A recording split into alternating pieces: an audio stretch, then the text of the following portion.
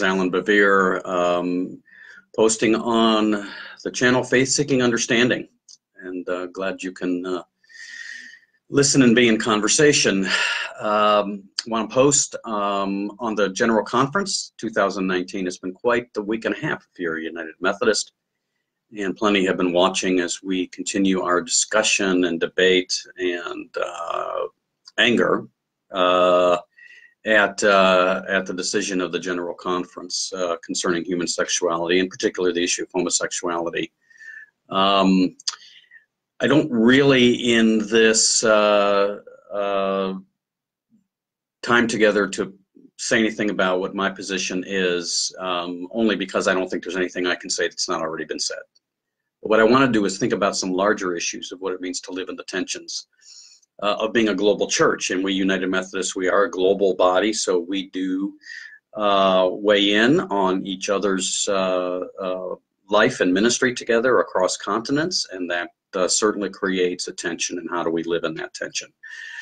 So I guess for starters, I would say that as one social media friend of mine said, that had the General Conference on this issue decide to go big or go home, and of course they did that in reference to the traditional plan.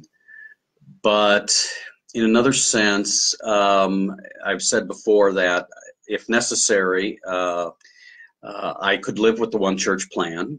And the reason is not because this issue or any other issue is unimportant, but that for the fact of the matter is, as United Methodists, we have lived in the tensions of all kinds of moral issues that are not irrelevant or unimportant. You know, every Sunday in the United Methodist Church, people who are pro-choice and pro-life worship together.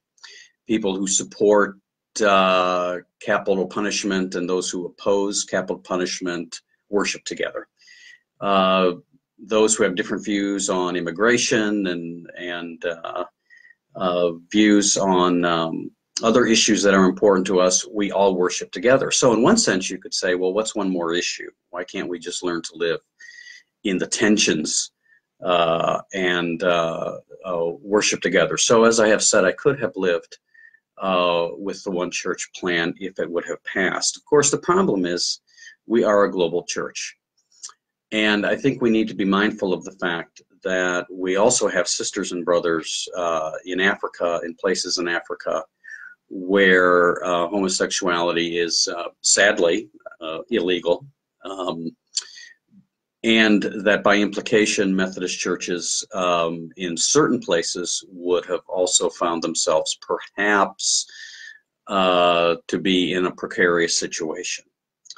And that matters too, just as it matters how our gay and lesbian and bisexual friends feel and how they have felt alienated within the past week and a half. Also, you know, we know that in Russia, Vladimir Putin has also cracked down on homosexuals, and the fact that the Russian Orthodox Church is sadly, well, to continue sexuality metaphors, in bed with the government there, that Protestant churches that have always been on the margins in Russia, Methodist churches could face some scrutiny or some difficulty. So this is what it means to live in the tension of being a global church. And how do we make those decisions? And I have to be honest and tell you, I don't see any way through that. I wrote a blog post about 4 years ago after the 2016 General Conference to say that, you know, what's happened here in the UMC is that we're just in a bad marriage over this issue. And it's gotten to the place where it's been bad for so long and we've argued for so long that I just don't see a way that we can stay together in this. And I received some response, some pushback, which I'm always glad to receive. Someone suggested that, you know, I wasn't hoping enough, or I didn't believe that God could work miracles. Well, actually, I do. I'm a hopeful person because I believe Jesus has been raised from the dead, and I do believe in miracles, and I believe Jesus actually walked on water. I'm one of those pastors who believe Jesus did that. So I don't know if it's an issue of not having hope or not believing in miracles. It's a matter that realistically, I just struggle to see how we have an impasse because we live in this global tension. And what does it mean to be a global church? For example, you know, for years, many have advocated in the United States in Methodism that we need to give um, a more voice to the minority Christian brothers and sisters in other places, and that colonialism and patriarchalism, if you will, paternalism from the United States has basically ruled the roost in these places, and that we need to be more mindful of them being brothers and sisters, equals, and partners with us. Of course, it's easy to say that when the decisions our brothers and sisters in Africa and other places, the decisions they make go along with the decisions that we want. It becomes a real problem when they do start to get that voice that we have long advocated for them to have. And now they speak and take positions in ways that are counter to what two-thirds perhaps of Methodists in America want. So it really is a tension that we have to live in. And I just need to be honest that I'm not sure how we get through this. General Conference 2020 is coming up. Some of the traditionalist plan we've heard will be unconstitutional. Some say most of it, if not all of it. I have no idea about any of that. But regardless of what General Conference 2020 does, let's just say they either continue to uphold it, our current position, or they change position. Let's just say the one church plan passes. Do we see any scenario in which this ends well? Do we see any scenario where people in disagreement on this issue say, okay, we can all live with that? Sure, there'll be some. But the reality is, I think perhaps we are at the road now where at some point within the next year to year and a half or 2 years in some way that we will probably split this thing.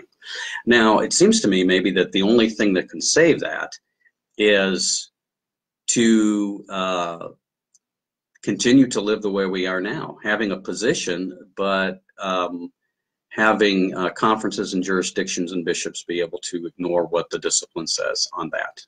But do we really want to live that way? I don't know if we all want to live that way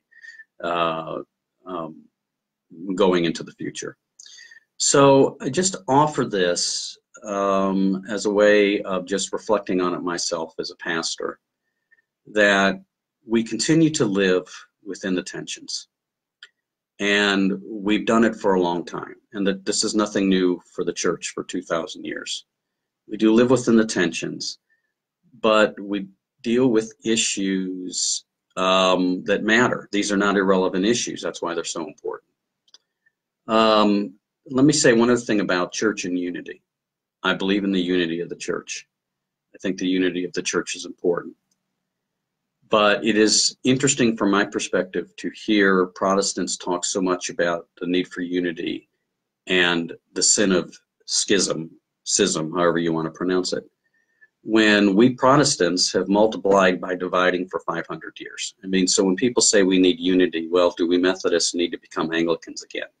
Do all Protestants need to become Catholic? I mean, church unity is as important as it is. We have found it to be an elusive thing. So I'm not sure what we do about that. I'm just pondering here on what to do. But I'm just wondering if, for the sake of the mission of the gospel, and I don't think anyone would disagree that in the last week and a half, the mission of the gospel, at least as it comes out of United Methodism, has been undermined. There's no doubt about that. Maybe the way to continue the mission is to, in friendship, go our separate ways. I don't say that lightly. And I know that in saying that, for some of my Methodist friends and colleagues, that that's about as close to heresy as you can get in the United Methodist Church. But I just wonder if it's the realistic perspective. I'm going to do some more posts in the future on this issue, and because, but not to talk about the issue per se, but there's some big things happening in the world, big trends. Some tectonic plates are shifting, and it is creating an unpleasantness for us. And I do want to talk about some of those tensions that we find ourselves in as far as how it then plays out, not only with the issue of human sexuality, but other issues as well.